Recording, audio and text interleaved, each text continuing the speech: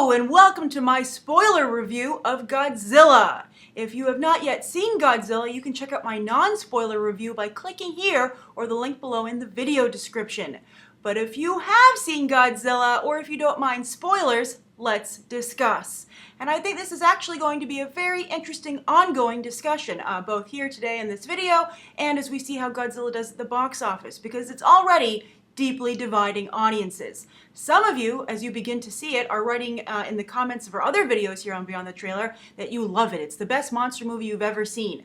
Some like it but are a little disappointed, have some problems with it, and I would put myself in that category. But then some people, like the people I went to see the movie with, said it was one of the worst movie-going experiences of their life. So therefore, I think that Godzilla is going to make a ton of money this weekend, but then drop off considerably in the following weeks. I think it's actually going to perform very similarly to Pacific Rim, which will be 0 for 2 for Legendary with these kaiju films, which is unfortunate. But at the end of the day, I think they have to realize that they made a film directed at the Godzilla fans, intensely directed at the Godzilla fans, and so, you know, how can they not be surprised when it just doesn't connect with the mainstream viewer? Now, Gareth Edwards, as I said in my non-spoiler review, he is the strongest and weakest asset of this film. Strongest in that his visuals are phenomenal. He really called to mind, particularly at the beginning of the film, for me, Jurassic Park. And that's a special thing to do. I hope that Jurassic World is able to duplicate that feeling to the same degree. But yet, maybe, I hope they actually are able to plus this, because as I also said in my non-spoiler review, I think that Gareth Edwards has studied yet only copied the Steven Spielberg visual playbook and doesn't really understand it, because this movie really lacks in terms of heart and story. A lot of the things didn't make sense. I think there's there's sloppy writing here. The screenwriting, I think, is also very weak. I think a lot of things happen just because. And it almost to some degree reminded me of this, this current trend of like a small child telling a story with child logic, and then adults telling it with like a big budget and with a seriousness. And I think that's kind of how this played. The movie seemed very sophisticated in its setup, and you were like all geared up for something that was going to be like the new trend in movie making in terms of Christopher Nolan, Captain America, the Winter Soldier. You think you were all ready to expect that, and then you got something that was very B-level monster movie, like from the 1950s, like that level of storytelling. And I think it's kind of a disjoint when you mash those two together.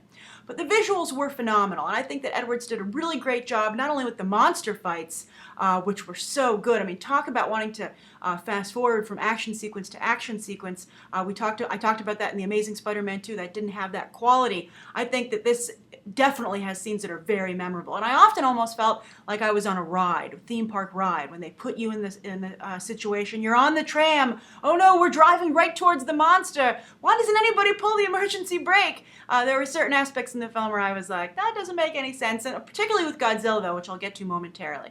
So I liked that aspect of the film. Also, I thought that Gareth Edwards did a great job of setting the tone. I loved the global feel at the beginning of the movie, and I have to say, part of me, at least in the beginning, after a while I just let it go, because clearly this was not going to happen, and as I also said in my non-spoiler review, this movie just is so far from being able to tackle sophisticated themes like cultural sensitivity and ethnic diversity that it's not worth arguing about. But I have to say, at the beginning of the movie, I was feeling really bad that Bryan Cranston's family wasn't a Japanese family. I saw no reason to make them American. I just, it didn't make any sense for the story. It wasn't necessary.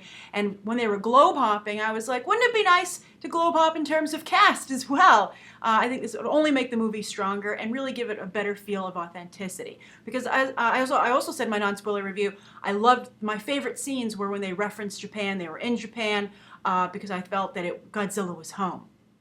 And speaking of like the personal aspect of the movie, the human drama, I thought that it also wasn't necessary. It didn't really tie into Godzilla at all. It wasn't mirroring anything to do with that story.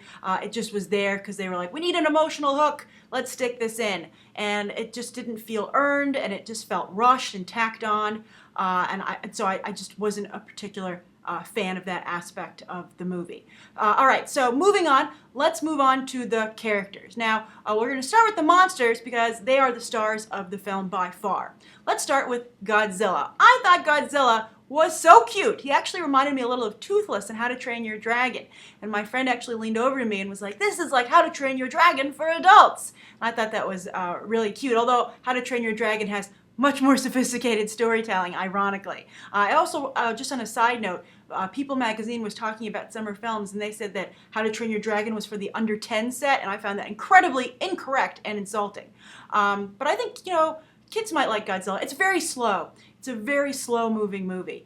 Make sure you are well rested because you even the most seasoned fan could be potentially, tempted to nod off. So Godzilla, adorable, loved him so much, but yet I didn't understand why Godzilla was there. And they have this, he was almost like the sheriff in town. And I often felt, speaking of the police, I often felt that Godzilla was thinking, to borrow a line from Danny Glover, I'm getting too old for this shit. It was just so funny the way sometimes he would just like take a break and be like, oh, I can't believe I have to do this. And it was never explained why he did it. Like, why did Godzilla feel that he needed to correct the balance? He was like, almost like, well, you guys aren't supposed to be topside with the humans. I'm going to come bring the smack down. And they kept calling him a predator. But yet Godzilla, he couldn't have been a predator because he didn't eat what he killed and he wasn't protecting territory. And those are the only reasons that animals kill in the wild, I believe. So I don't, it didn't make sense that he would just kill them as a defender of something else, so another species in another territory. So another thing, my friends are being pretty funny about this. Another thing they said was like, for the Lone Ranger, when the Lone Ranger comes out of nowhere and saves everybody, people are like, who was that masked man? Yet with Godzilla, nobody for really a moment. You see that one news headline at the end of the movie when they're like, is Godzilla our friend? But I wish that had been addressed more because, there were a lot of times in this movie I really felt the characters should have been like, wait a minute, seriously? Really? Is this really happening? What's going on? And I think that would have been warranted. I don't think it would have been silly because they were fighting giant monsters, like the stuff of B-level movies from the 1950s. And I think that if the movie had been a little bit more self-aware, a little more meta, that might have benefited it. I mean, it didn't help so much in Pacific Rim, but I feel this team should have gone in that direction. Now, as for Godzilla's fight scenes, they were phenomenal. I loved when he had his blue atomic breath, and I loved the build-up to it. As soon as his tail started to glow blue, traveled up his spine, I was like, here it goes, blue atomic breath, this is going to be amazing. And it was. That was so much fun. And his fight scenes were very, very well realized. Although I have to say, if he could kill a Muto by impaling it on the building, why couldn't humanity, like the army, start launching missiles? Or javelins, low-tech javelins at these things. I think that it's a good thing the Muto didn't awaken during medieval times, or they would have been dead for sure. Those people apparently had much better weapons to take care of this. But I also liked when he killed that final, he or she, I don't know if Godzilla is a man or a woman in this movie, but when Godzilla killed that final Muto by opening its jaw and atomic breathing down its mouth, that was pretty awesome. Horrifically violent. By the way, Man of Steel was also very, very violent at the end. Its big conclusion, and a lot of people died in the destruction. Here as well. That was just, you watched it and you were like, a lot of people are dying right now. And I think that Hollywood movies try and get away with this by not cutting to those people. Just kind of being like, well, that building just fell down and we didn't totally evacuate everybody because Elizabeth Olsen's still running around down here somewhere. And so I think they try and have their cake and eat it too by showing the consequences, the destruction, but yet not letting you actually see it, just letting you know about it. But finally, when he did, he or she, Godzilla, when Godzilla took out that final Muto, it was super awesome. I loved it. And I thought it was kind of funny because at moments like that, Godzilla still kind of did move like someone in a giant monster suit. And Godzilla was very humanized in the movements and kind of the expression sometimes. I wasn't quite sure what they were trying to say there. They had that one line where they were like, Godzilla is a god. And I was like, no way Godzilla is a god. I don't see that at all. I mean, maybe like a titan. And I know that's referenced in mythology and everything. But, Godzilla, just seemed like a super animal. I'm not sure. None of that really came together for me. But I did like Godzilla, and I would want to see more of Godzilla save humanity. All right, for the Mutos were very cool. I liked them a lot. I thought that their design was really fantastic. I thought it was that female Muto with all those eggs, like when it went over those soldiers on the bridge, I was like, whoa, awkward. And then also at the end when they found the nest, I'm surprised that only Aaron Taylor Johnson's character was like, we should destroy all these eggs, because look how much destruction just 2 of these things were doing, and they were like hundreds, if not thousands, in that nest. So it was like, yeah, definitely we should take care of this. Thank goodness Aaron Taylor Johnson had been part of that mission, and they all would have been in a lot of trouble. And also, by the way, I'm surprised that none of them realized when they were carrying that train of nukes to San Francisco, why none of them were like, oh, wait a minute. This is like literally the gravy train. We're just carrying a bunch of food. Of course they would attract a Muto. But the Mutos sometimes were a little funny. Like when the Mutos decided, like when that one male Muto got the nuke and was like, I'm gonna give this to my lady friend. I thought that's what he was gonna do, kind of like jokingly in my own head, and then he actually did it. So I thought that was very funny. But they looked cool, they were actually dangerous. And I thought that they were really well animated. The CGI was very realistic. The monster battles from far away in San Francisco looked spectacular. They looked really great. They were like a great homage to what Godzilla is supposed to be, but current. All right, so let's move over to our human characters. Aaron Taylor Johnson. I'm going to go with him first because, I just mentioned him for the whole nest kill. But I thought Aaron Taylor Johnson did a pretty good job. I mean, for what he was supposed to do. I thought, it was serviceable. He didn't really have much of a role. He didn't have much character development. And I think that, again, all of these human characters I feel could have been wiped away and replaced with characters that meant more and were a little bit more diverse. But Aaron Taylor Johnson, his role specifically and his performance, I didn't have any problems with it. I thought he did a nice job. Sometimes as he really verged into his kick-ass voice, I guess that's how he does his American accent, but sometimes it became really apparent. You're like, oh, hey, wait, you are kick-ass, that's right. But I thought he handled his scenes nicely. And he was very believable as a soldier, but not a lot of bravado. So he wasn't like, let's do this. He was just like, I'll do what I need to do. And I was like, okay, excellent. I'm glad you're on our team. Although I do feel that the American Army was maybe utilized a little bit too much here, and Japan does have a military at this point. And so I don't understand why they weren't more in charge of their own situation and why the Americans were consistently brought in to deal with everything. Isn't this a global threat? I mean, are there other nuclear power plants? I mean, I'm surprised that the Muto didn't move on to Russia. I guess they were drawn to he was drawn to his mate who was in Nevada, but still, some of this stuff I was like, yeah, I don't really understand it. All right, so Aaron Taylor Johnson, yeah, not much to say. I think he did a nice job, but again, not much to do.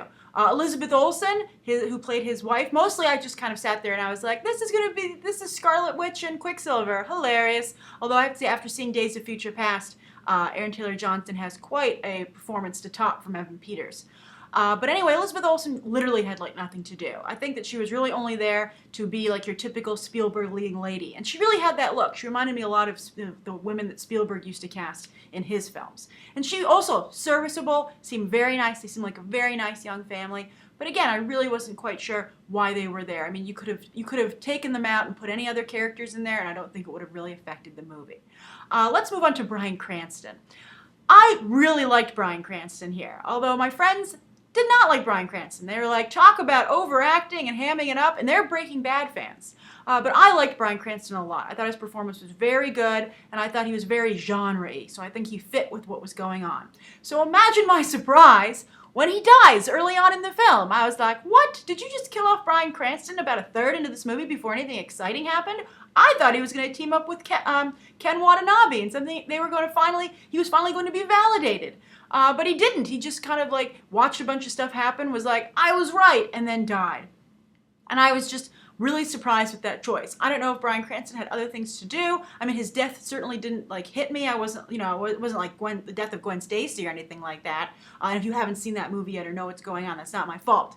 But here, and this is a spoiler review, but Bryan Cranston, what a waste of a talent. And I think that this movie would have benefited significantly from having him in a Sam Neill type role I'm talking about from Jurassic Park and keeping him throughout the film. I would say he was almost a cameo. Which was very unfortunate. And so if you're a big Bryan Cranston fan, I think you're going to be a little disappointed with this movie. All right, moving on to Ken Watanabe. He was good. I know Ken Watanabe speaks better English than this, so I don't know why he didn't have more lines. Although I did have a hard time understanding him in Inception, but I think that was the sound mix. But anyway, I really liked Ken Watanabe. He was representing for Japan. but, you know, by really not doing much. He just kind of was standing there. It was almost like he was Toho Studios, just standing there and was saying, all right, Legendary, you take the lead. And he just was, you know, as I said in my non-spoiler review, just gave witness. He had very little to contribute except doing some backstory. And I felt like the humans, you know, I know that this was mostly about the monsters fighting, but I would have preferred for humans to be more in the thick of things. I mean, the army was to some degree. You know, I thought when the Muto attacked those soldiers near the boat at the end, I was like, that's pretty awesome happening over there. But, you know, I would have liked to have seen Ken Watanabe contribute more. Like, for instance, he didn't need Sally Hawkins as the character, as his assistant. What did she contribute to this movie? There was no reason for her to be there. I don't know why Bryan Cranston couldn't have been riding a shotgun instead, and you could have literally East and West joining together to solve this problem. But, you know, Ken Watanabe could have easily taken over for Bryan Cranston and been the person who worked in that nuclear power plant, and that could have been his story with his family. I much would have preferred that, and I think it would have made the film perhaps a little more special. There's a lot of things that have made this film a lot more special, but let's just discuss with what we have. So that's basically my overall review for Godzilla. Humans, meh. Monsters, yes. You know, a lot of stuff you could have taken out here. I think that's what I want to address at the end here. There were a lot of scenes in this movie that didn't need to be there. And I think that this is like, Legendary really needs to work on their scripts. I mean, they are very good in putting together a creative team, finding properties. This makes me a little worried about Warcraft that they're also in charge of. But Man of Steel, Pacific Rim, these were their films. And I think all of them had major script problems. And for instance, a lot of the beginning of this movie didn't need to happen. Like the whole stuff with Juliette Binoche, not necessary. It just slowed the movie down. And I really feel someone could have attacked the script with a red pen and we all would have been better for it. And so just a note to anyone who's a screenwriter out there, an aspiring screenwriter, you have to look at every scene and say to yourself, what is the point of the scene? Why is it in the movie? Does it move the story forward? And not just because you're like, oh, this movie's cool, or this scene I worked really hard on, or, you know, I've kind of fallen in love with this scene. You know this famous saying, kill your darlings. You know, and I think to some degree this movie suffered a little bit from its own grandiose expectations, in that it was like, we need to have these really dramatic, lengthy scenes to really bring home the emotional drama. And you were like, no, it's just kind of boring. You know, this movie should have realized that it was a monster fight movie, but just a really well-made one with great special effects and a huge budget and very good, you know, directing choices in terms of cinematography, and just gone with that and just run with that. I would have preferred a 90-minute, take no prisoners, no holds barred monster mashup than kind of like the slow, very slow buildup I got here with, I think, not payoff to warrant the slowness of the buildup. So that's my spoiler review of Godzilla. If you've seen the movie, write down below what you think. What do you think about how this movie is so dividing audiences? What camp do you fall into? Do you absolutely love it? Do you like it but wish it was better? Or do you absolutely hate it? Write your thoughts down below. Again, I'm in the middle camp. There's a lot of good here. And I'd be curious to see what Gareth Edwards does next. But boy, does he need a very strong producer and a very solid script. Somebody needs to watch him. He clearly cannot self-edit. All right, so thank you for tuning in, and you can check out some more episodes right now.